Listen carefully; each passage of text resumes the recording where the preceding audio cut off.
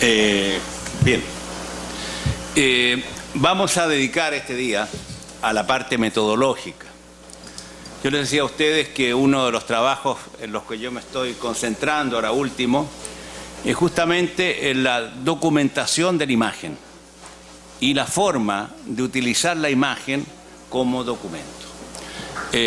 Acabo de publicar un libro, que es este libro que está acá, que se llama El Imaginario, Civilización y Cultura del Siglo XXI, fue publicado en Argentina, en Prometeo, donde prácticamente está todo lo que es mi visión de cómo se procesa la imagen y cómo se integra el imaginario como una base de los estudios, incluso en particular de América Latina.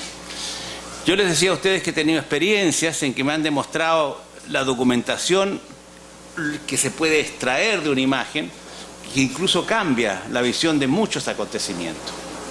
Bien, ahora dentro de este libro prácticamente está una primera parte que es lo que yo llamo la revolución epistemológica. Hay una segunda parte que es la entrevista a la imagen, que es cómo se interroga una imagen, y una última parte que les voy a leer, que es la retórica de la imagen. Bien, vamos a comenzar primero hablando de qué se entiende por la revolución epistemológica. Es un hecho que estamos pasando cada vez más de una cultura alfabética a una cultura visual. Les decía que es cada vez más lo que sabemos a través de la imagen, es cada vez más lo que la imagen comunica. La imagen no solo tiene una carga intelectual, tiene una carga emocional, y por eso para muchos de nosotros es mucho más duro ver, por ejemplo, un enfrentamiento en imágenes que el hecho que nos cuenten ese enfrentamiento. Hay gente que no puede resistir determinadas noticias que lee tranquilamente en los periódicos, no la puede resistir cuando la ve en televisión. Por otra parte, la imagen nos enseña otra forma de lectura, que no es la lectura lineal a la que estamos acostumbrados cuando leemos un libro, cuando leemos un periódico, etc. La imagen se lee en mosaico, de la misma manera que ustedes leen, por ejemplo, la primera página de un periódico, que van leyéndola, ¿no es cierto?, en mosaico, es el mismo sistema. Y luego, desde el punto de vista epistemológico, la diferencia fundamental entre el conocimiento alfabético, lineal, cartesiano, y el conocimiento visual, es que el conocimiento lineal busca establecer la verdad. Ese es su concepto epistemológico. En cambio, la imagen no pretende establecer la verdad, simplemente quiere ser verosímil. En el lenguaje, ¿no es cierto?, de los griegos, la diferencia sería entre la episteme y la doxa, es decir, la opinión que nos transmite la imagen nos permite decir esto es o parece ser, pero solo hemos visto un escorzo de ese elemento y nos permite reconocerlo. El tema, ¿no es cierto?, de lo verosímil trasciende a menudo la parte puramente plástica y la parte puramente teórica y llega a la ciencia. Hay aspectos científicos que dan verosimilitud a la ciencia sin que sea verdad. Les doy un ejemplo concreto. Con la cosmografía de Ptolomeo se navegaba partiendo de la base que era el Sol que giraba en torno a la Tierra. Era falso, pero permitía navegar perfectamente. O sea, tenía un carácter del conocimiento científico que era operatorio, que en definitiva, ¿no es cierto?, eso es lo que caracteriza ese conocimiento. Bien, vamos ahora a partir en primer lugar de un concepto, es decir, de lo que podemos entender por imaginario. El imaginario, en general, podemos situarlo en dos campos distintos. Por ejemplo, a menudo se habla de un imaginario, podríamos llamar literario, pero yo voy a hablar del imaginario visual, y dentro de ese imaginario visual voy a entender también lo literario. El imaginario puede servir, entre otras cosas, de referente. Por ejemplo, el imaginario nacional es un referente. Está compuesto de ideas y está compuesto de imágenes. Pero es un referente porque es en ese imaginario en el que yo me siento argentino, chileno, uruguayo, etc. Y tiene algo propio de la imagen que tiene, ¿no es cierto?, un contenido emocional. Y es corriente que la gente diga que cuando ve la bandera o escucha el himno nacional fuera de su tierra, se emociona e incluso le saltan las lágrimas. Ahora, ese referente lo encontramos en diversos aspectos. Nosotros vivimos rodeados de una serie de imaginarios. Tenemos imaginarios del valor, tenemos imaginarios de lo que es la promoción social, tenemos imaginarios futbolísticos, imaginarios de club, es decir, prácticamente todo aquello que genera una imagen en torno a la cual nosotros nos reconocemos. Una camiseta de fútbol, por ejemplo, tiene una carga emocional detrás muy fuerte, ¿eh? Bueno, todo eso constituye ese imaginario. Ahora, en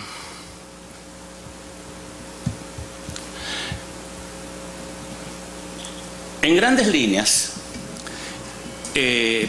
la palabra imaginario es una palabra que no aparece en el diccionario de la Real Academia Española.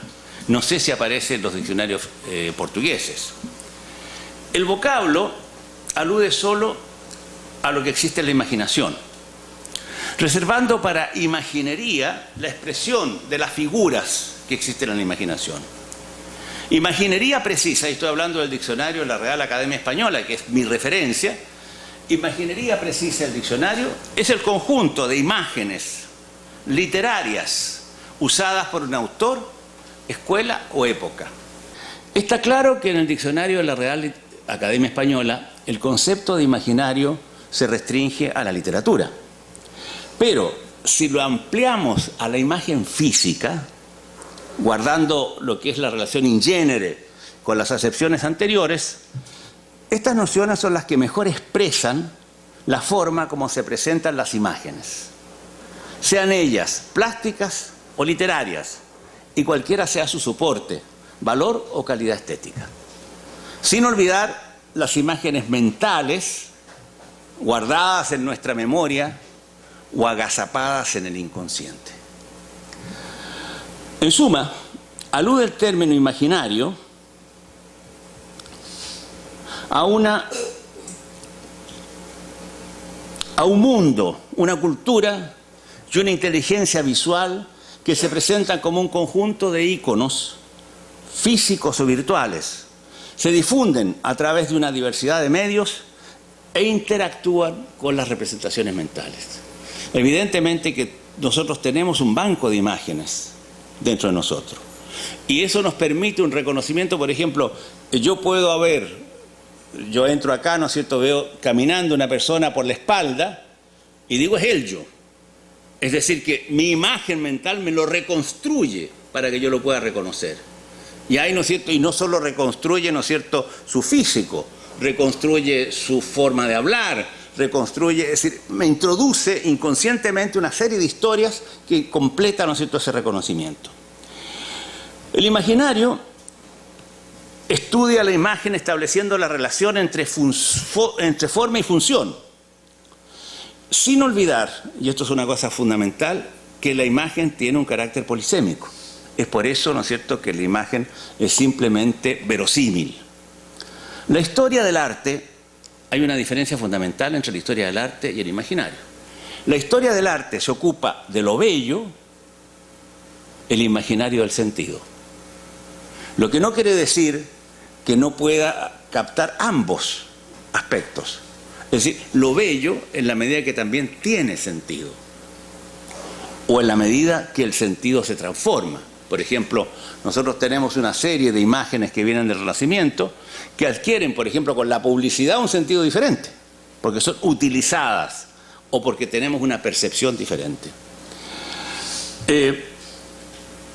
Esta es la diferencia esencial entre imaginario e historia del arte. Ahora, el ícono se abre a diversos terrenos de la investigación: historia, política, sociología, antropología, marketing, etc. A la vez que plantea la variabilidad de la comprensión según las épocas y las personas. Es decir, que la comprensión que nosotros tenemos de una imagen cambia según la época y las personas. Cambia en la medida que perdemos ciertos códigos de lectura, cambia en la medida que se adecúa a otros contextos. Es lo que Umberto Eco llamó obra abierta. Es el espectador el que activa la obra en sus sucesivas recepciones. Por ejemplo, vamos a verlo si ustedes quieren, Guernica, cuando Picasso hace Guernica, la lleva a la Exposición Universal de París y tiene un sentido muy claro, es el grito de la República contra la dictadura. Posteriormente, la obra no va a tener gran significación, hay una exposición en Inglaterra, pero poco a poco la obra se va convirtiendo en el símbolo de la defensa de los derechos humanos, se va convirtiendo en el símbolo de la libertad, etc. Es una obra que la llamamos Guernica, pero que si ustedes se acercan a la imagen, verán que no hay una sola referencia topográfica. Nada indica el lugar donde se produjo y es por eso que su lenguaje es un lenguaje universal.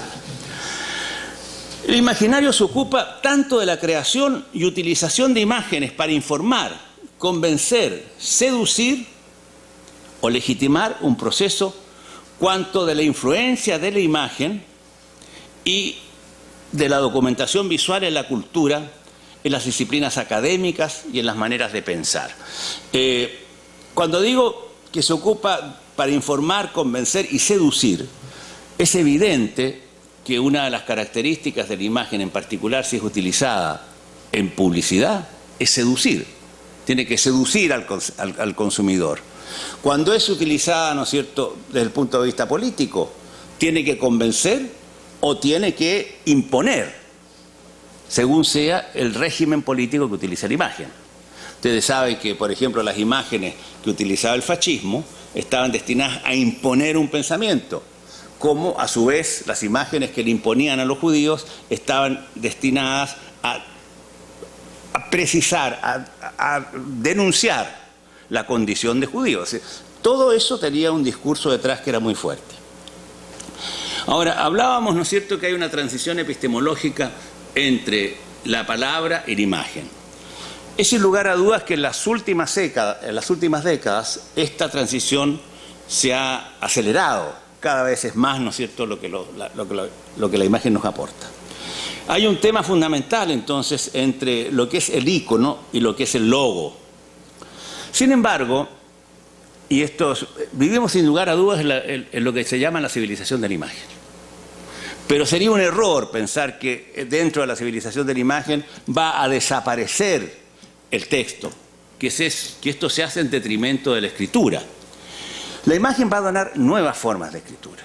Una de las cosas que es sorprendente es cómo la ficción se adelanta a la ciencia.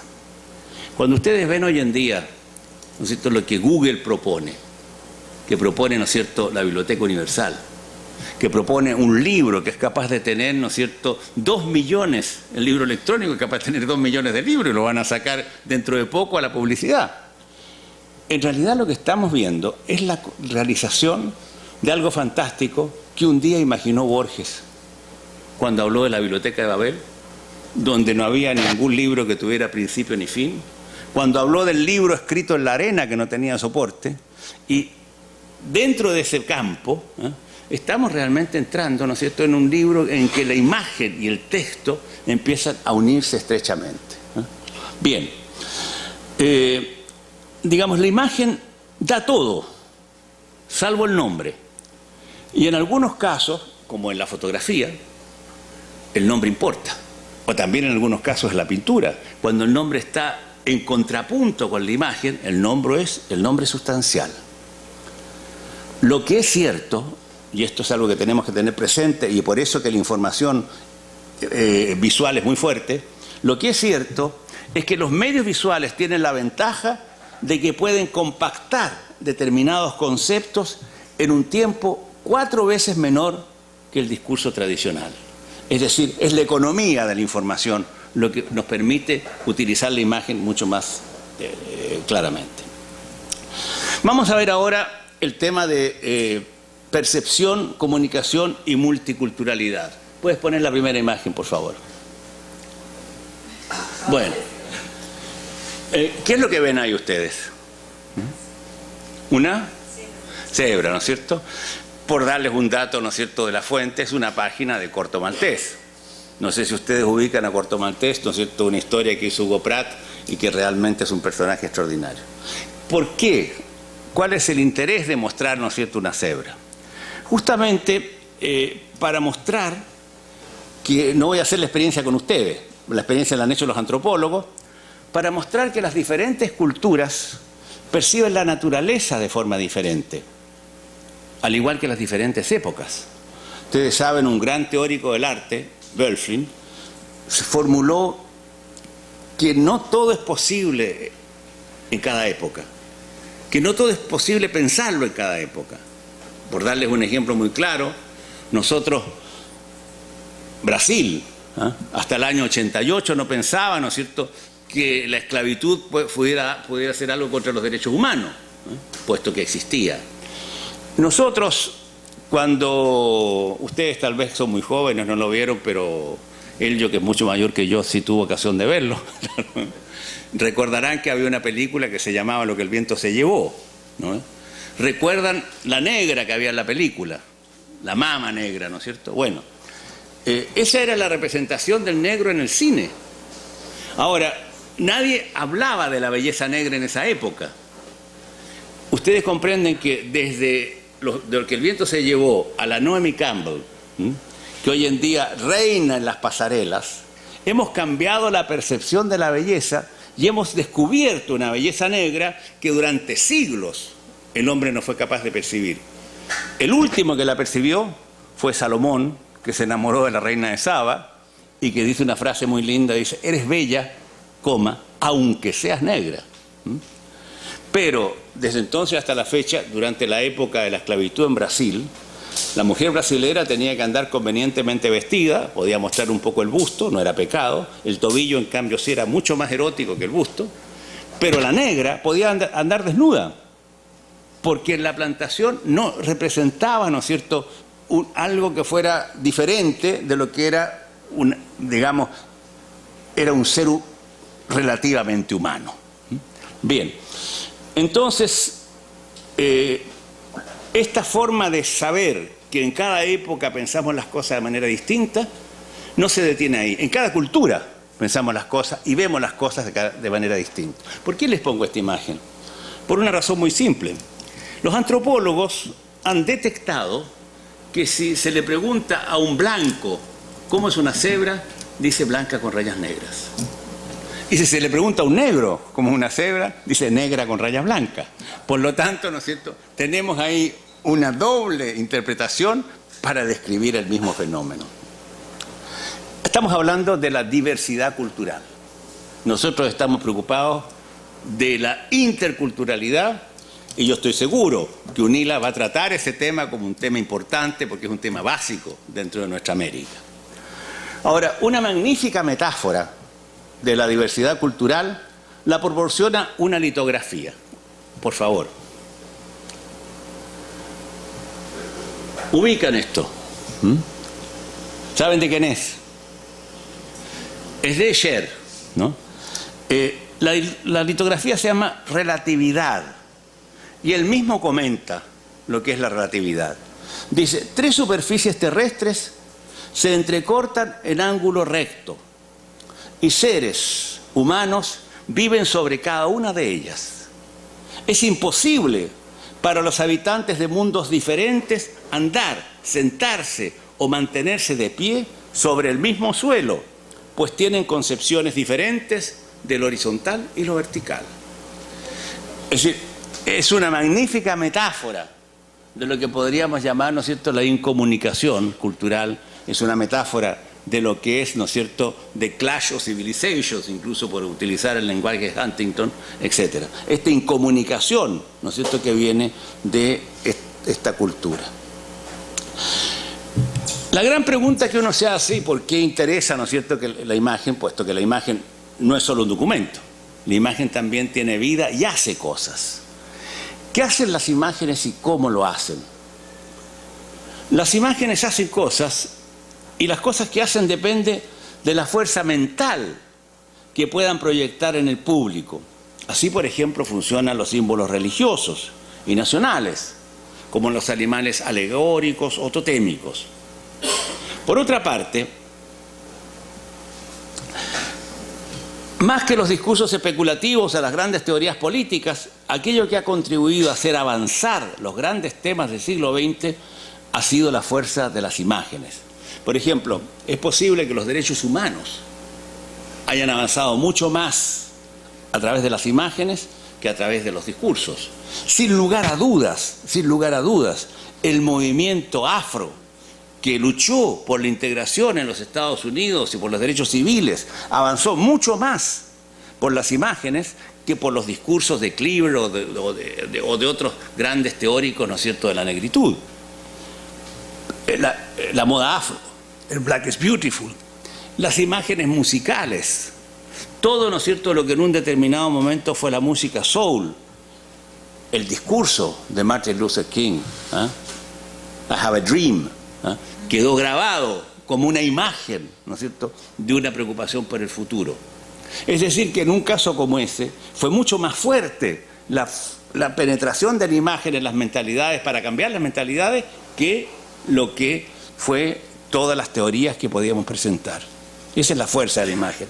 Creo que les dije ayer que cuando le preguntaron a Obama, ¿no es cierto?, cuál había sido su formación política, él dijo, no, mi formación no son los grandes discursos teóricos, fue la música soul de los años 60, fue Sam Cooke, fue James Brown. James Brown tenía una canción, Say It Loud, I am black, I am proud, I'm moving on, es decir, era otra canción, ¿no es cierto?, de esa época, que llamaba con esa fuerza y esa capacidad que tiene la música de mover los espíritus y de ser realmente movilizadora.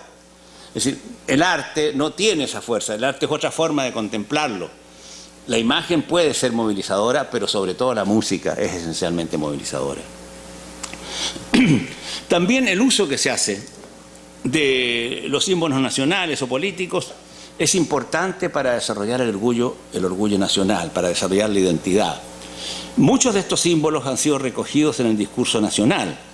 Por ejemplo, yo les mostré ayer una famosa fotografía de Joe Rosenthal, que es de las arenas de Iwo Jima. ¿Recuerdan ustedes? La fotografía, ¿no es cierto?, en que aparecen los soldados que están levantando la bandera y que se sabe que tuvo un enorme impacto en la construcción del imaginario nacional norteamericano, pero que era un fraude, que era una foto posada. Pero formó parte, ¿no es cierto?, de ese imaginario nacional. Se asoció al American Dream, al coraje, hasta el punto que, por ejemplo, un artista posterior, un artista pop muy notable que se llama Kinholz, por favor la siguiente, hizo, ¿no es cierto?, esa imagen que él la llamó, le llamó The Portable War Memorial, el memorial portátil de la guerra. Curioso que tiene una imagen, ¿no es cierto?, del tío Sam, que está detrás, ¿no es cierto?, con ese dedo indicador que llama a la conscripción. También, dentro de estas imágenes, ¿no es cierto?, que son imágenes que están asociadas a una concepción de tipo político, filosófico y que son un emblema, está la siguiente, por favor. Bueno, esta es la imagen de Rosenthal, que la imagen original de ustedes, y luego lo otro es el trabajo. A ver, continúa la siguiente. La imagen del Che. La imagen del Che ha sido un símbolo movilizador a partir de la muerte del Che. Les mostré ayer también, ¿no es cierto?, cómo incluso en mayo del 68 prácticamente los movimientos estudiantiles tenían como estandarte la imagen del Che. Es decir, símbolos movilizadores a través de la imagen. Bien. Ahora, podemos conjeturar, otra cosa que podemos conjeturar, ¿no es cierto?, qué efecto va a tener o qué efecto ha tenido ya la imagen de las Torres Gemelas atacadas, ¿no es cierto?, por Al-Qaeda. Hay un libro que ustedes deben conocer, que es un libro de Hobsbawm, que traducido al castellano ha sido traducido de una manera simplona, el siglo XX, El título original es The Age of the Extremes, que es decir, la época de los excesos, de alguna manera. Hobsbawm sostiene que el siglo XX es un siglo corto, que comienza con la Primera Guerra Mundial y termina con la caída del muro de Berlín. Evidentemente es un imaginario europeo el que está manejando Hobsbawm, porque para mí, si ustedes quieren, la Revolución Mexicana no es un fenómeno del siglo XIX y es anterior a la Primera Guerra Mundial. Incluso Guernica es de 1907 y es la primera obra, ¿no?, del arte contemporáneo. Siento mucho más, ¿no es cierto?, como latinoamericano, que el siglo XX comienza con la Guerra de Cuba, donde los Estados Unidos aparecen como gran potencia internacional. Después de la independencia es la primera guerra que tienen con un país europeo, donde nosotros, los hispanoamericanos, terminamos con el periodo colonial, con la independencia relativa de Cuba y de Puerto Rico, y donde realmente comienza la historia del que va a ser el gran protagonista del siglo XX, que son los Estados Unidos. Pero más aún, tampoco me convence, ¿no es cierto?, que el fin del siglo XX sea la caída del muro de Berlín. Sin duda que es uno de los tantos momentos clásicos para decir, aquí se termina. ¿Qué se termina? Se termina, ¿no es cierto?, un concepto comunista de la vida, se termina, ¿no es cierto?, una serie de elementos con ese hecho. Pero el símbolo del siglo XXI, propiamente tal, por favor, el siguiente, el inicio para mí es este. Es decir, si yo tengo que decir dónde comienza el siglo XXI, comienza con las Torres Gemelas. El siglo XXI significa, ¿no es cierto?, un nuevo planteamiento geopolítico. Es decir, toda la historia, todo lo que era la Guerra Fría, desaparece frente a una concepción geopolítica de que el Occidente está siendo atacado por el terrorismo islámico, ¿eh? Y cambian los paradigmas. Por favor, la siguiente. Bueno, esa es otra imagen. Ahora, creencias y valores, ya que estamos presentando una imagen religiosa, ¿reconocen esa imagen ustedes? Esa imagen es una imagen de Taúl, del arte románico catalán, y representa a lo que se llama el Pantocrátor, es decir, el dios del Apocalipsis. El alfa y omega, como están indicados ahí, ¿no es cierto?, al lado de este dios, el fin y principio de todas las cosas. Ahora, ¿por qué lo pongo? Por una razón muy simple. Creencias y valores y representaciones del mundo subyacen en las opiniones. Cuando yo tengo una opinión, estoy reflejando un conjunto de creencias, estoy reflejando un imaginario de creencias, de valores, y eso es una opinión. Son ellas las que le dan al hombre su identidad social. De esas creencias, de esos valores, es lo que realmente el hombre construye su identidad social. Configura los códigos de confianza. En ese sentido, es en ese sentido que los imaginarios forman opinión. Por ejemplo, hay un imaginario social, en el cual la gente que pertenece a ese mismo grupo social se identifican y rápidamente como iguales y tienen una confianza mutua. Por ejemplo, yo creo que Chile es el país más clasista que yo he conocido nunca. Es tan clasista que hay un grupo, ¿no es cierto?, de la aristocracia chilena en que son todos primos. Mucho más. Argentina es un país de clase media. Es un país, ¿no es cierto?, a quien la emigración le dio una vitalidad, ¿no es cierto?, de clase media que Chile no tiene. No es que no haya oligarquía en Argentina, pero básicamente es un país de clase media. Chile no tuvo emigración. La emigración, ¿no es cierto?, llegaba por el Atlántico, y los emigrantes que llegaron a Chile, algunos de los cuales fueron presidentes, como los Alessandri, era gente que no le había ido bien en Buenos Aires, que luego habían seguido hasta Córdoba o hasta Mendoza y no les había ido bien y llegaron a Chile. Pero es muy poca la emigración italiana, por ejemplo, que hay en Chile en comparación con la que hay en Buenos Aires. No se olviden ustedes que la música emblemática, el imaginario, ¿no es cierto?, de Argentina es el tango. Y el tango es la orilla. Y la orilla es la emigración. Todo el sentimiento, ¿no es cierto?, que existe en el tango es un imaginario que está vinculado a la forma de vivir del inmigrante, a la falta de mujeres, a todo ese aspecto, ¿no es cierto?, que genera el lagrimón, como dice, ¿no es cierto?, el tango. Entonces, sin lugar a dudas que Chile es mucho más... yo he conocido muchas partes del mundo, he vivido en muchos lugares, nunca he visto una sociedad en que sea más compacta esa clase, una clase social en que, por ejemplo, es más importante para tener un cargo en la administración pública pertenecer a una familia, digamos, aristocrática que tener un doctorado. Entonces, todo eso, ¿no es cierto?, funciona de una determinada manera, que es cómo se crea la confianza. Y es importante saber, ¿no es cierto?, por ejemplo, por qué Bilbao fue desterrado del pensamiento chileno, porque atacaba esa clase. ¿Por qué tantos autores que yo les podría decir, ¿no es cierto?, no figuraron nunca más siendo excelentes? No, porque realmente ponían esa clase en cuestión. Tuvo que llegar Neruda para que finalmente un autor que se comprometía abiertamente con un modelo político, con otro concepto, fuese aceptado. Pero fue aceptado porque tenía un éxito exterior. Bien, a diferencia de las certezas de la fe, por ejemplo, la opinión es móvil, se modifica, cambia, la fe no. Es por eso, ¿no es cierto?, que el ícono religioso va a mantener permanentemente una actualidad, no se va a modificar. La fe está al margen de cualquier discusión. Es por eso que la imagen se fija y se inmoviliza como el gesto litúrgico. La liturgia es el imaginario fijado. Es decir, el cura, cuando va a consagrar la hostia, no puede hacer virguería. No puede, ¿no es cierto?, tratar de decir, yo voy a inventar, voy a hacer algo más entretenido, voy a tirar la hostia, ¿no es cierto?, lo voy a recibir con la mano acá. No, eso no puede. Tiene que hacerlo exactamente igual.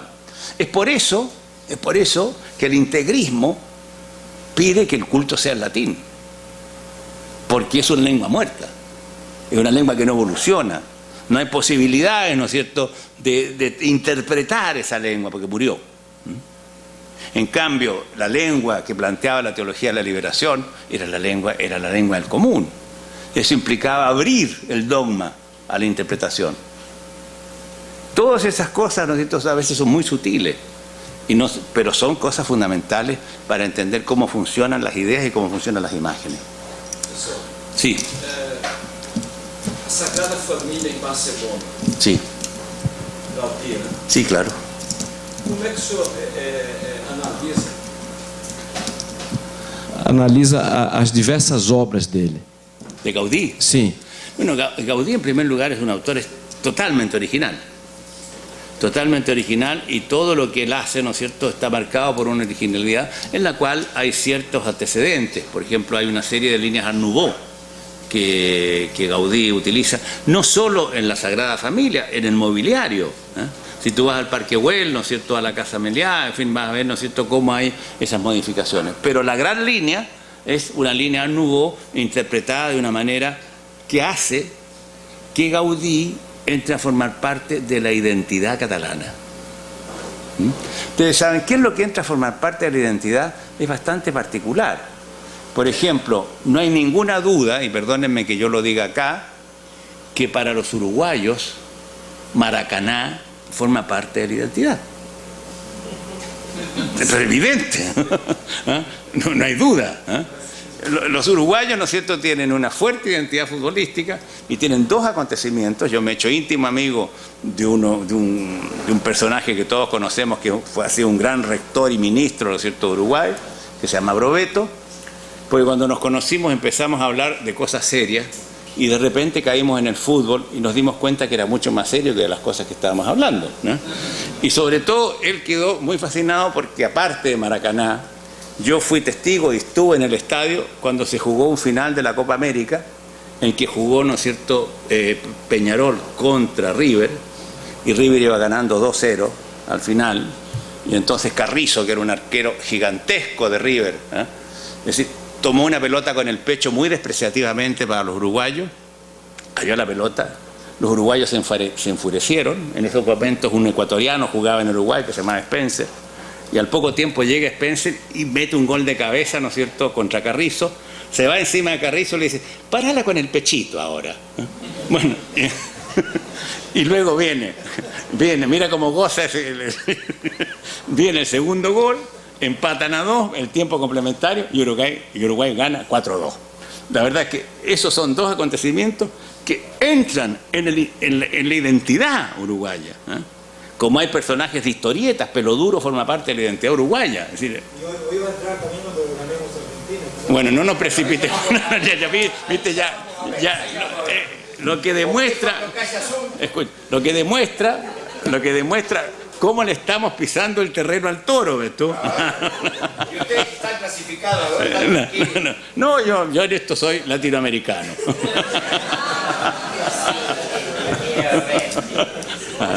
Bueno, ¿no? Ahora, por eso les decía, ¿sí? Dime.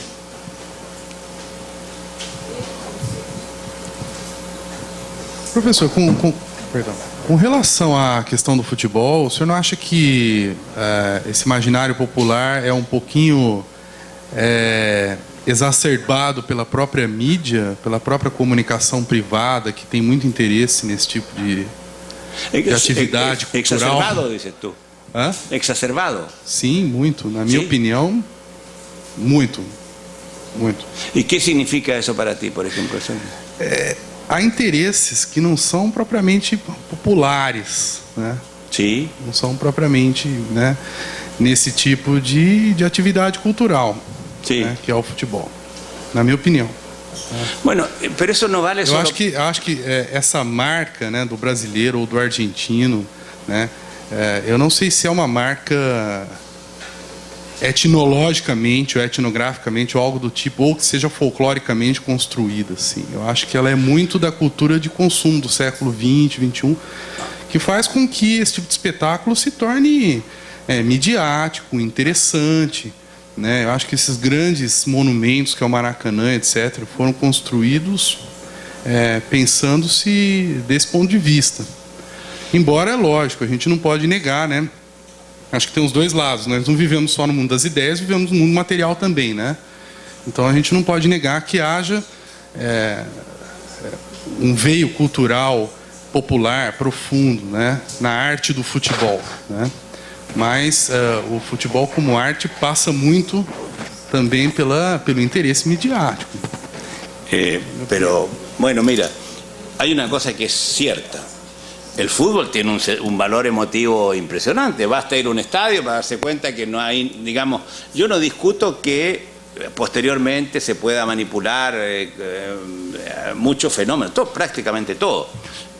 El propio Borges, ¿no es cierto?, tiene un ensayo sobre el lunfardo, donde él dice que el lunfardo, ¿no es cierto?, es creado por los escritores, pero es creado por los escritores después que lo han escuchado hablar los escritores, porque el lunfardo existe. Ahora, el fútbol como emotivo, ¿no es cierto?, es lo mismo, la misma, digamos, historia de que decía, de lo que se llamaba, ¿no es cierto?, una aporía, que nunca la liebre podía alcanzar a la tortuga, pero si tú hacías correr la liebre, corría y pasaba. Hay una emotividad popular, sin lugar a duda, y yo creo que uno de los sentimientos más fuertes de nacionalidad son 11 camisetas que llevan, ¿no es cierto?, los colores de un país. Y eso basta ver en un estadio, ¿no es cierto?, cómo funciona. Y por último, es algo que no solo digo yo, que lo dice Hobsbawm en un ensayo sobre el fútbol incluso. Ahora, que haya manipulación posterior, siendo todo es manipulable en la medida que hay un mercado detrás. Cuando hay mercado, el mercado puede vender todo, absolutamente todo, comenzando por los símbolos religiosos. Entonces, si eso es manipulación, sí. Pero eso no impide que haya este sentimiento, ¿no es cierto?, fuerte de vitalidad y de... Es decir, ¿por qué realmente la gente grita, se desespera, llora, ¿no es cierto?, y por qué festejan desesperadamente un triunfo? Si Uruguay gana el partido hoy día, ¿no es cierto?, va a ser en Montevideo no solo una fiesta, sino que realmente un carnaval. Vale. Bien. Vamos a hablar ahora de lo que llamamos el enunciado icónico. La imagen puede proponer mensajes en términos estrictos de equivalencia lingüística. El ícono puede ser considerado un enunciado positivo, un enunciado expositivo, cuando describe hechos o estados de cosas. Es lo que se llama el nivel de denotación.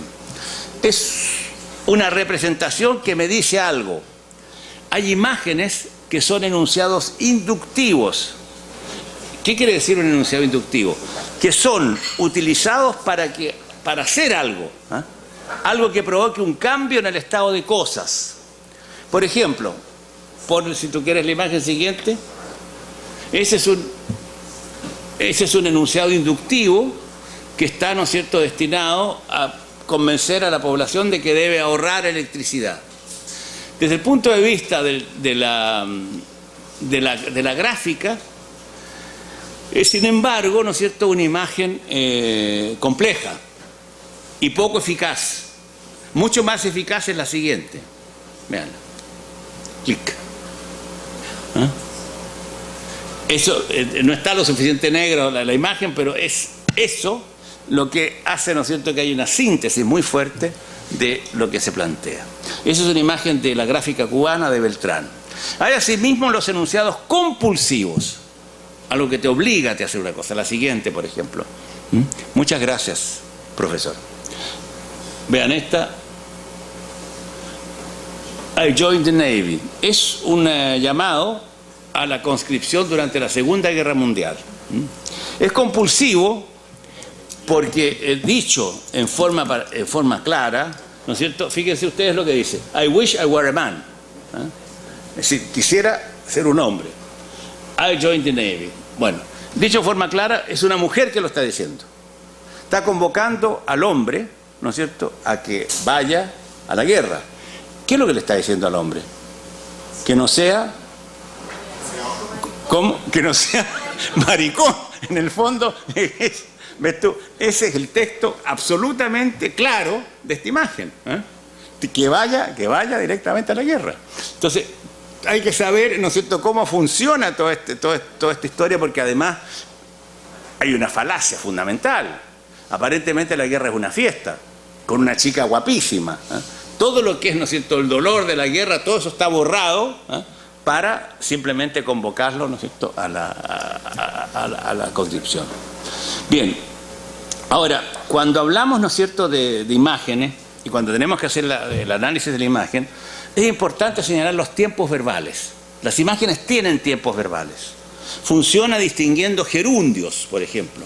El gerundio es una forma progresiva.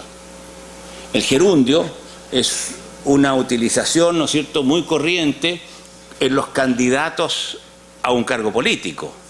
Vamos a hacer la nación. Vamos a hacer, estamos haciendo. Es decir, la forma, ¿no es cierto?, estamos haciendo, los candidatos políticos, estamos reconstruyendo el país. Están utilizando el gerundio permanentemente. Los candidatos que se presentan utilizan el futuro. Vamos a hacer, vamos a cambiar todo. Entonces, los tiempos verbales de la imagen son capitales. La propaganda política desde el poder es un gerundio. La publicidad comercial y el cartel político connotan sus imágenes como futuro cuando quieren vender o aspiran al poder.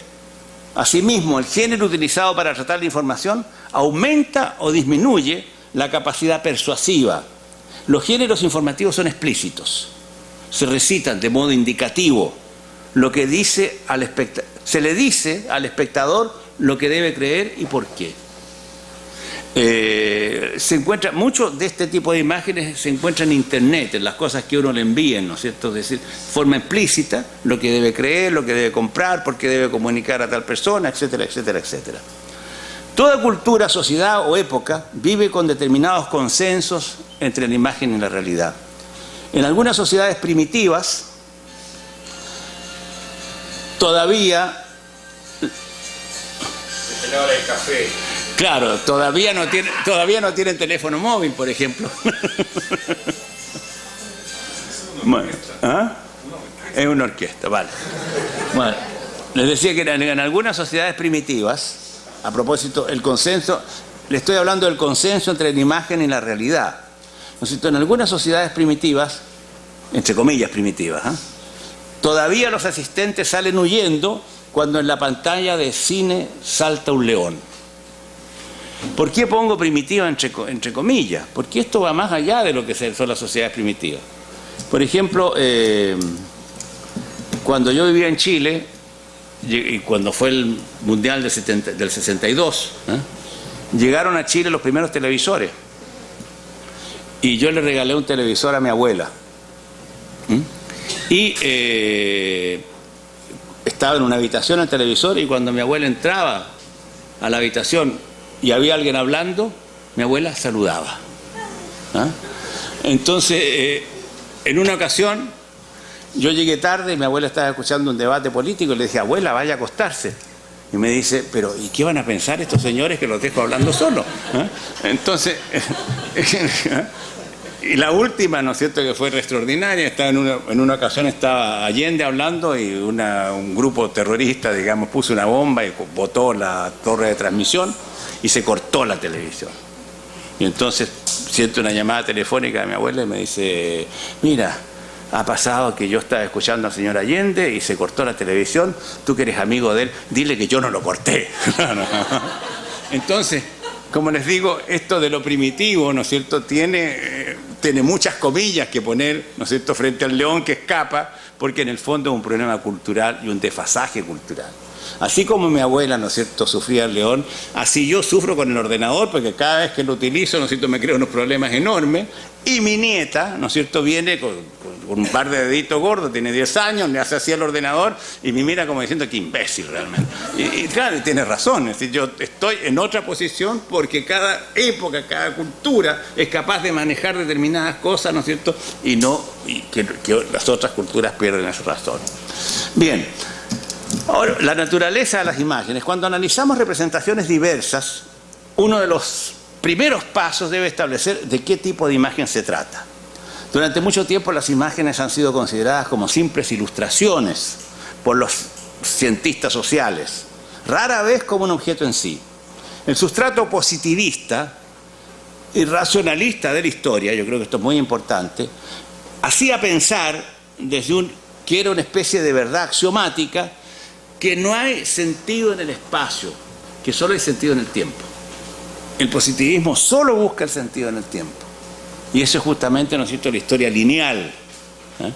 No plantea, ¿no es cierto?, el tema de lo que sería la diacronía de alguna manera dentro del espacio. Bien.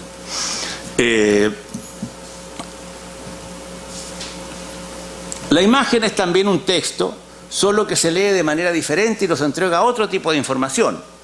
El concepto de documento histórico se ha ampliado enormemente en los últimos años.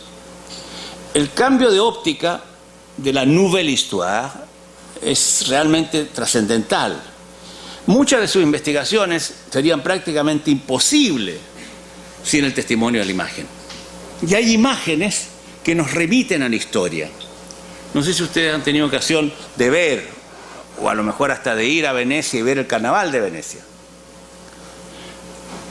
Si no lo han hecho, algunos de ustedes habrán visto que, por ejemplo, en el carnaval hay unas máscaras que tienen una especie de nariz de pájaro. ¿Nunca se han preguntado por qué? ¿O no? Y sin embargo, cuando tú te haces esa pregunta, la respuesta es profundamente histórica. Ocurre que en el siglo XIV llegó a Venecia un barco y en ese barco venía la peste. Los venecianos, conscientes de eso, dejaron el barco anclado fuera de Venecia durante 40 días, con lo que se instauró la cuarentena. Pero los médicos que atendían a los enfermos se percataron de algo curioso. Es decir, las ratas contraían la peste, pero las gaviotas no.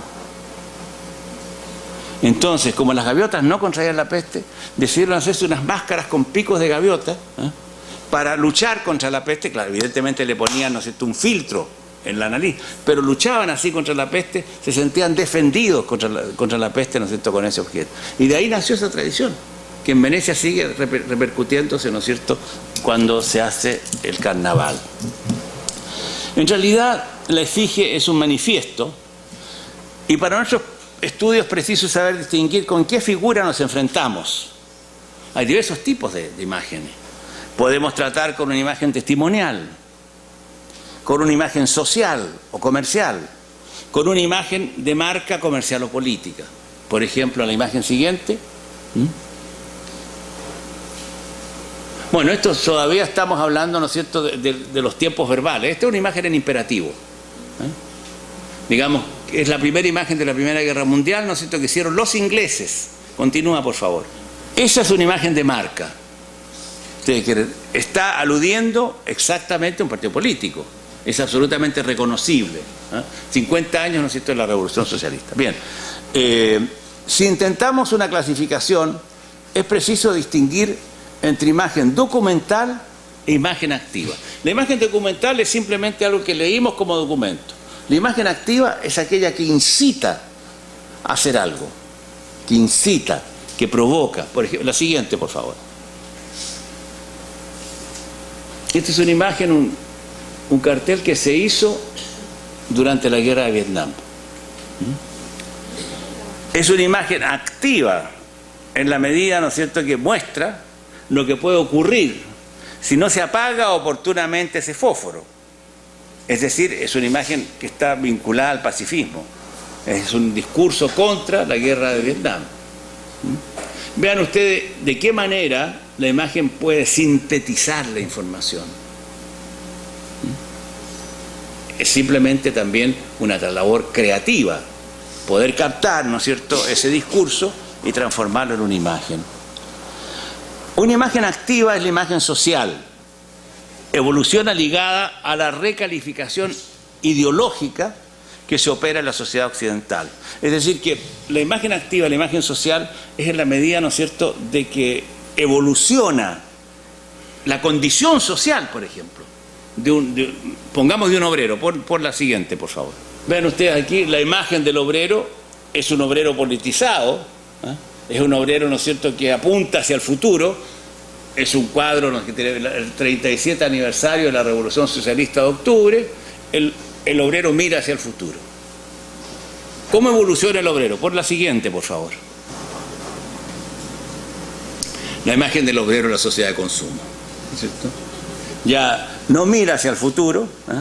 El obrero lo que mira es a la maravilla de tener un artefacto que va a facilitar el consumo.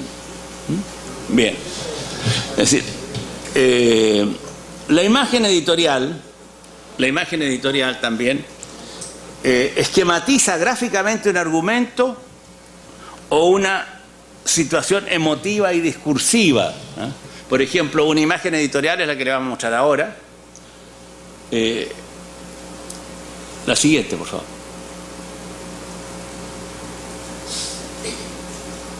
Esta. Dios mío, nos están matando ellos. Juego de palabra parece, ¿no es cierto?, una especie de trabalengua, pero en el fondo el personaje de ETA y la imagen de Guernica se transforma en una editorial del periódico sobre el día que hubo el atentado. El mismo día del atentado aparece esa imagen, por lo tanto Guernica se ha convertido, ¿no es cierto?, en el elemento que puede editorializar. Ahora, la imagen movilizadora es tanto aquella que incita a actuar como la que paraliza la acción. Hay ambas imágenes. Por favor, la siguiente.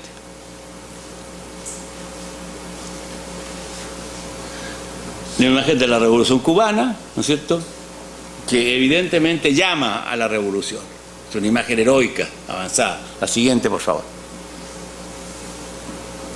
Esta imagen también pretende incitar a la acción, pero ocurre lo siguiente: dentro del imaginario, una imagen debe leerse prácticamente máximo en 15 segundos.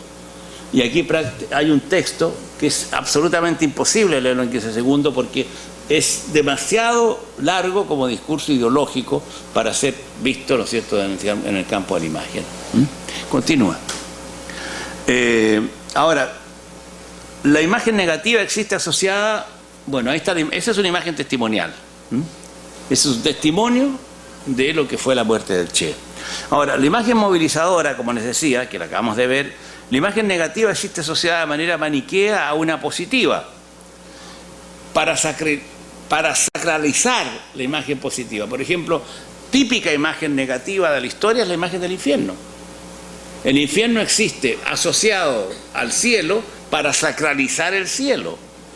Entonces, esa dialéctica del cielo o el infierno es muy utilizada políticamente, como por ejemplo hace Bush cuando se trata de declarar la guerra a Irak. ¿Qué es lo que dice Bush? Vamos a luchar contra las fuerzas del mal. Es decir, esa idea de luchar contra las fuerzas del mal es una idea, ¿no es cierto?, que aparece como los superhéroes en los cómics. Y el discurso de Bush tiene mucho que ver con el cómic, porque finalmente, ¿qué es lo que hace él para perseguir a los que él llama criminales de guerra? Crea un juego de naipes donde cada carta representa la cara de uno de los perseguidos, como haría, por ejemplo, el Joker cuando ataca y se enfrenta con Batman, ¿eh? Es decir, que el eje del mal, es decir, el juego de cartas, es una manera de justificar la guerra muy distinta, como imaginario, de lo que se hacía, ¿no es cierto?, con la Primera Guerra Mundial, incluso con la Segunda, donde era Clausewitz, el gran teórico de la guerra, el que servía, ¿no es cierto?, para justificar las razones de la guerra. Aquí no, aquí se inventa y se utiliza otro lenguaje y vemos que cada vez más ese lenguaje de los cómics es un lenguaje que empieza a servir incluso para justificar una guerra como esta. Bueno, ahora también las imágenes, hay la imagen, pues, aparte de la imagen testimonial, ¿no es cierto?, tenemos otro tipo de imagen. Estoy tratando de hacer una pequeña clasificación de las imágenes para que ustedes, con la siguiente, por favor, ve ahí, ¿no es cierto?, la imagen en la inducción. Les mostré esto ayer, que es el hecho de la asociación de imágenes, cómo la transferencia, ¿no es cierto?, de la imagen religiosa sobre el Che genera una visión del Che como el Cristo armado, y más o menos que fue una de las realidades, ¿no? Ahora, dentro de la clasificación de las imágenes no podemos olvidar la imagen científica. Por favor, la siguiente. Esta es otra imagen testimonial. Es una imagen, ¿no es cierto?, que me había olvidado, incluso que estaba en este repertorio. ¿Qué es lo que les parece particular ahí? ¿Reconoce la imagen o no? ¿Qué tiene de particular? ¿Ah? Pinochet estaba serio. No, Pinochet está aplaudiendo a Neruda. ¿Ves tú? Pinochet está aplaudiendo a Neruda, ¿eh?, lo que demuestra, pretende esto, la infamia de la traición de alguna manera. Neruda acaba de recibir el premio Nobel, se le hace, ¿no es cierto?, una recepción en el Estadio Nacional, y uno de los que, porque incluso los demás están sentados, él se para a aplaudirlo, ¿no es cierto?, para mostrar su satisfacción. Y luego ustedes saben lo que termina, ¿no es cierto? O sea que todas estas imágenes sirven de testimonio para mostrar el carácter de los personajes, dan una idea de lo que fue. Yo hice una exposición que está en este momento en Argentina, en Entre Ríos, que se llama La Memoria Herida, donde trabajé con todas las imágenes, ¿no es cierto?, que antecedieron el golpe de Estado en Chile, mostrando cómo fue preparándose ese golpe, cómo, es decir, por una parte había como una especie de confianza en el futuro chileno, y habían fiestas, y habían cantos, y había manifestaciones, y por otra parte se iba viendo la parte oscura, ¿no es cierto?, la parte negativa de todo eso, y finalmente estalla el golpe, y bueno. Ahora, la siguiente, por favor. La imagen científica. Por ejemplo, la imagen científica, prácticamente nosotros decimos, y es verdad, que de alguna manera Humboldt fue el segundo descubridor de América. Y lo fue a través de la imagen. Porque hasta poco antes de Humboldt, como yo les mostré ayer, la imagen de América era absolutamente arbitraria. No había una imagen, ¿no es cierto?, con identidad indígena, no había una imagen con identidad paisajística, más bien las imágenes eran utilizadas para expresar sentimientos y problemas europeos. La imagen del buen salvaje, ¿no es cierto?, para justificar incluso la democracia, para criticar a la monarquía, la imagen, ¿no es cierto?, del salvaje bárbaro para el discurso civilización y barbarie, pero todas eran imágenes literarias y ficticias. Pero cuando llega Humboldt a América, el primero hace, ¿no es cierto?, una especie de reconocimiento de la realidad americana, de sus plantas, de sus paisajes, etc. Y finalmente da una visión artística y científica. Y en ese sentido, ¿no es cierto?, es realmente un segundo descubridor. porque nos enfrenta a los paisajes diferentes, habla, ¿no es cierto?, de las diversas fisonomías geográficas de América, es decir, descubre, ¿no es cierto?, las diferencias que hay, ¿no es cierto?, entre la vida en la altura y la vida en el plano, va señalando la singularidad de los paisajes y creando, ¿no es cierto?, esta ciencia nueva que es la ecología. Bien, continúa, por favor. Ahora, la imagen histórica. Yo les decía ayer que yo estoy trabajando este tema en torno al Bicentenario. Estamos trabajando en Argentina, estamos trabajando en Chile, estamos trabajando en Venezuela. Incluso me ha pedido a mí la Universidad de Córdoba, que se presenta su candidatura a ser capital cultural de Europa, ¿no es cierto?, en 2 años más, que haga yo una gran exposición sobre el Bicentenario de Iberoamérica. Y evidente que imágenes del Bicentenario, por ejemplo, 1814, la batalla de Maipú, la batalla que termina, ¿no es cierto?, con la dominación española, ¿no? Es decir, que cada año va a tener, ¿no es cierto?, una imagen precisa que es la que marca ese año. Bien, la imagen también puede ser un útil de adoctrinamiento. Ya desde el siglo VI en adelante, el Papa Gregorio Magno estableció lo que se llama, ¿no es cierto?, la Biblia Pauperum. Ustedes han escuchado hablar, ¿no? La Biblia Pauperum es la Biblia del pobre y fundamentalmente la imagen. Él decía que para aquellos que no pueden leer en libros, lean en las paredes. Y es por eso, ¿no es cierto?, que ustedes tienen en las iglesias las estaciones y que tienen una serie de textos icónicos en las iglesias que están destinados a la evangelización. Imparetibus videndo legant, que legere incodicibus non valent. Es decir, que lean en las paredes a aquellos que no pueden leer en los códices. Lo mismo fue un tema, ¿no es cierto?, de la evangelización, y esto es muy importante para la historia colonial. La siguiente, por favor. Ese, no sé si ustedes conocen, eso es un catecismo para los indios. Fray Pedro de Gante, ¿no es cierto?, hizo una serie de catecismos que eran ilustrados, para enseñarle la religión a los indios. Curiosamente, la tradición no ha desaparecido.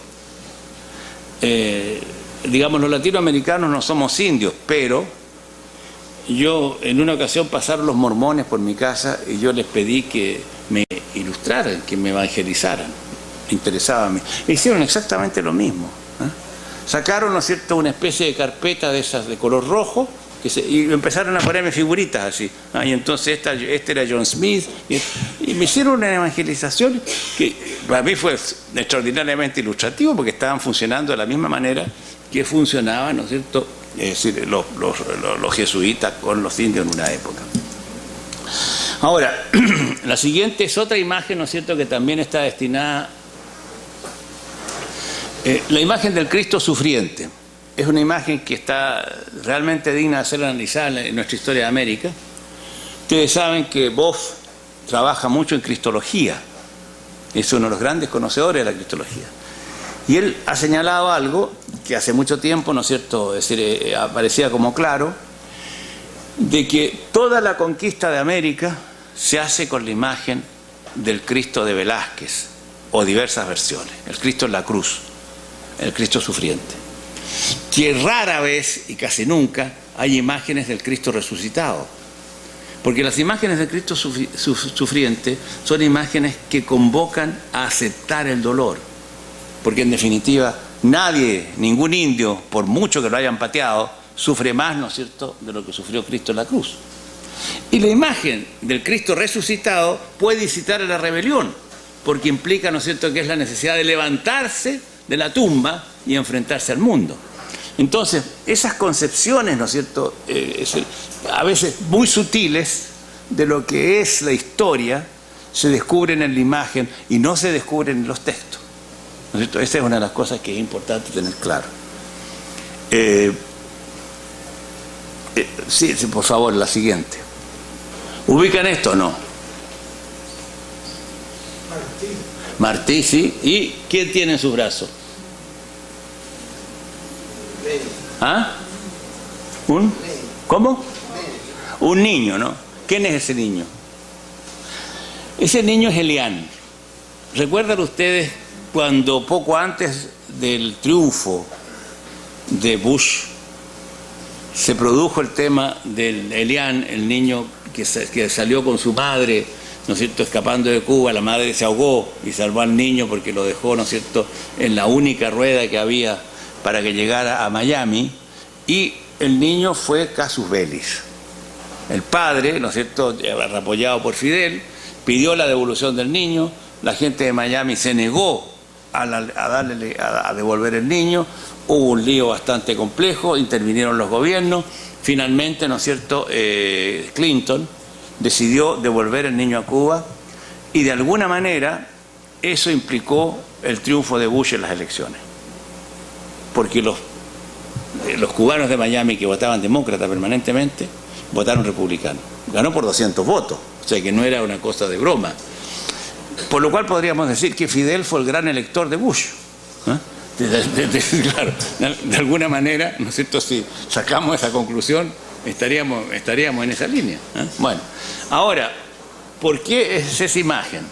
Esa imagen, Fidel, que es un hombre que tiene un gran talento de la imagen y de la publicidad, cuando comienza el problema, Fidel hace construir una plaza frente a la oficina de los intereses norteamericanos en La Habana, y construye rápidamente, prácticamente en 20 días, esa imagen en la cual está Martí, símbolo de Cuba, apuntando con el dedo a la oficina de intereses norteamericanos y con el otro, y llevando en el brazo a Elian. Con todo este conflicto de Elian, Fidel recompone el cuerpo social en torno a él. Políticamente es algo muy hábil desde el punto de vista político, porque llama en un discurso nacional a los cubanos a unirse a él para defender, ¿no es cierto?, la cubanidad representada en este caso por el niño y emblematizada por Martí. O sea que, sin lugar a dudas, esa es una imagen de legitimación. Es decir, Fidel legitima esta acción y también legitima su poder. Pero los imaginarios envejecen y pierden credibilidad en la medida en que paralelamente se desarrollan figuras antagónicas que la trivializan. Yo ayer les mostré una imagen del retrato del Che, la siguiente, por favor, se las voy a remostrar rápidamente. Esta chica que aparece con una polera que dice Che Guevara, ¿me entienden? La verdad es que está trivializando la imagen del Che. La siguiente, por favor.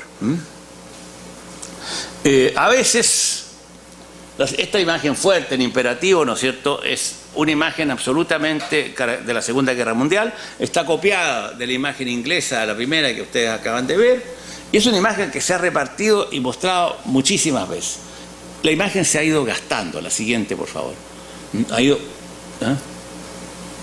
en la revista Mag, ¿no es cierto?, aparece Who Needs You, en el fondo. Bueno, y la siguiente imagen.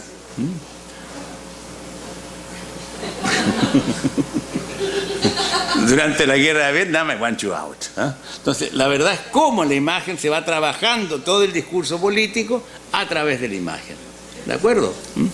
Bien. Otro ejemplo de cómo se gastan las imágenes, el siguiente, por favor.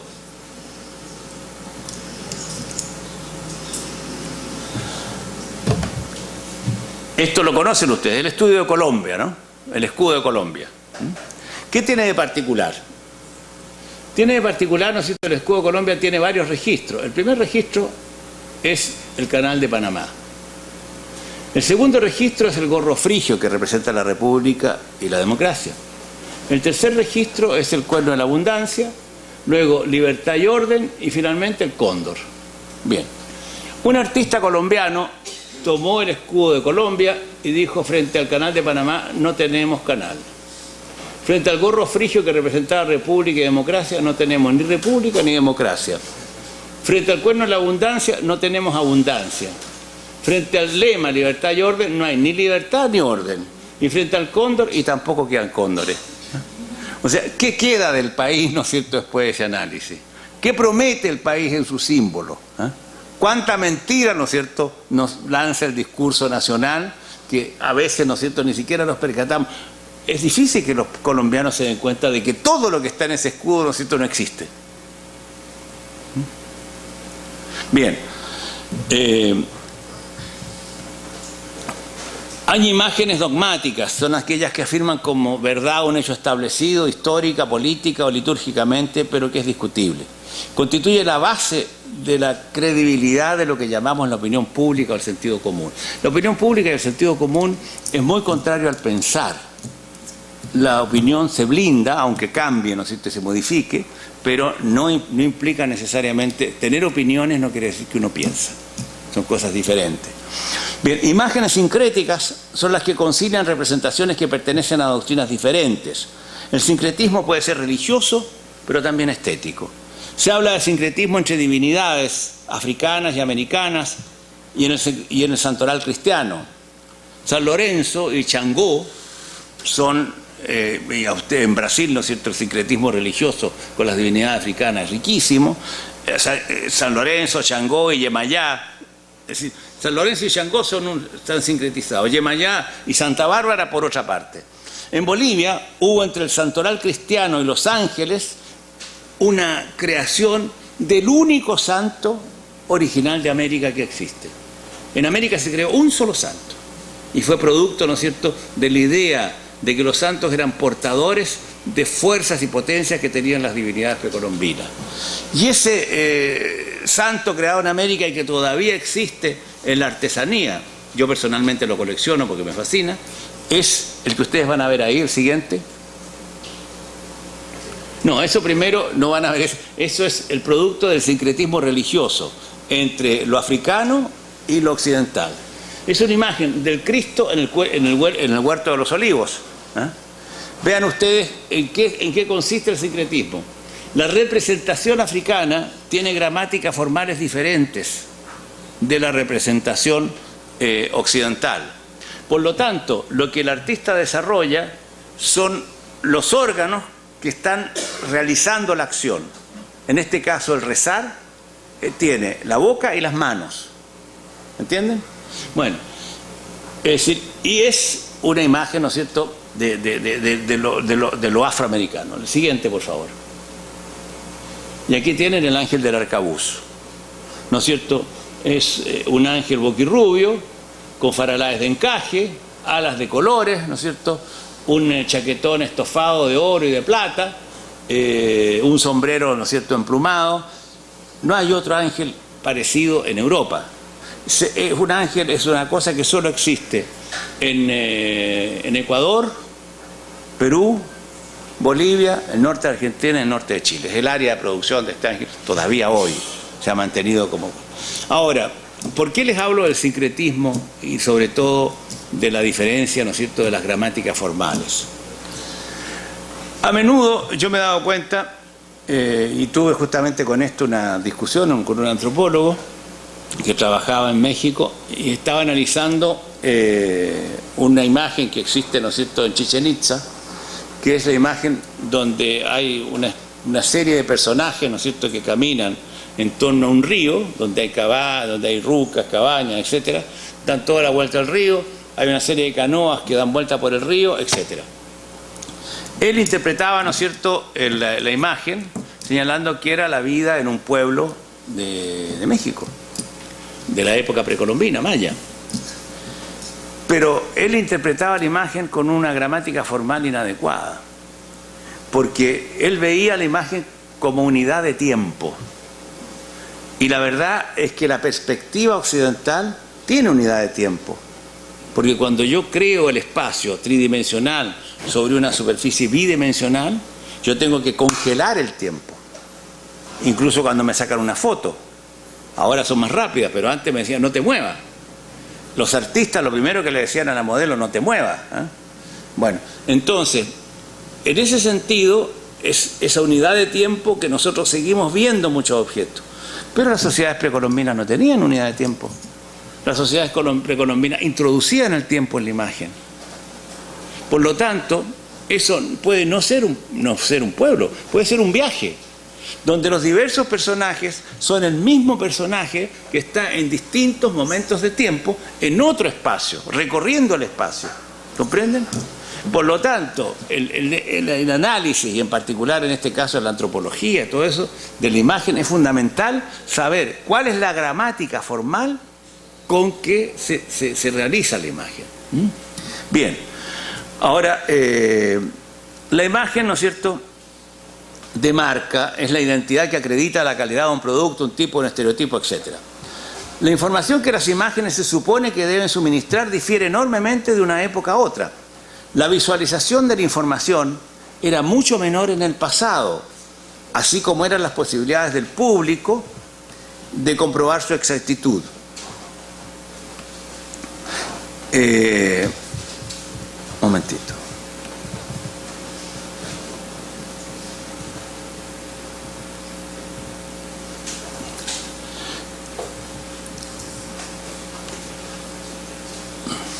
¿Qué duda cabe?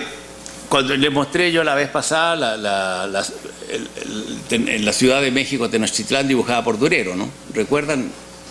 No, a ver, la siguiente, por favor. Recuerden que les mostré esa imagen, ¿no? ¿Qué duda cabe, no es cierto, que Durero dibujó la Ciudad de México para las cartas de Cortés, pero nunca vio la ciudad?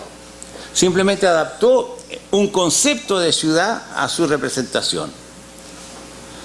Hay un arte que se funda más que en el ver, en el conocer, un arte que opera con imágenes conceptuales. Los mayas, cuando representaban el árbol, lo dibujaban con sus raíces. También la cultura infantil es conceptual. El niño que pinta una casa no la mira, reproduce un esquema conceptual de casa. Bien, les voy a mostrar 3 imágenes para terminar, por favor. La imagen siempre fue un vehículo de lucha. La guerra de las imágenes, ¿no es cierto?, ha sido uno de los grandes temas desde la época en que se crea la imagen y se difunde fundamentalmente a través del grabado. Simultáneamente con el descubrimiento de la imprenta de Gutenberg, se producen, ¿no es cierto?, una serie de grabados y aparecen los grabados que hace el Durero, el Apocalipsis y otros. Esta es una imagen donde el protestantismo critica a la iglesia.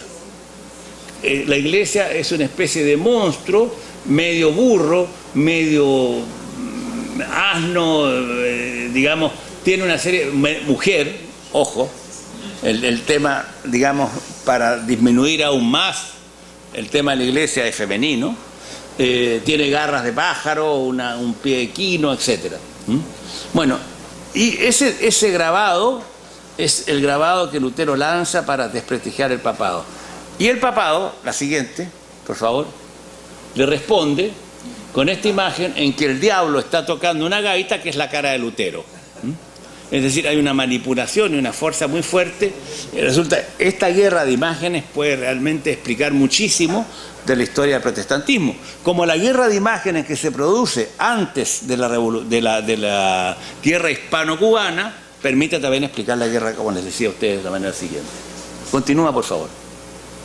Ahora, también van a reconocer ustedes esta imagen. Hay imágenes que tienen el talento, ¿no es cierto?, de desmentir completamente una información. Sin lugar a dudas, sin esa imagen, Bush podría habernos hecho creer que realmente le había hecho una guerra limpia. Pero esa imagen cambió totalmente la interpretación de la historia. Y no solo cambió la interpretación de la historia, cambió la comprensión de lo que era la política de los Estados Unidos. Desmoronó el sueño americano. Es decir, la fuerza de esa imagen es capital y es digna de ser analizada, ¿no es cierto?, como un fenómeno particular dentro de la imagen. Bien, ahora otro tema, y con esto concluyo, la imagen que ustedes ya vieron la vez pasada, por favor, la última imagen.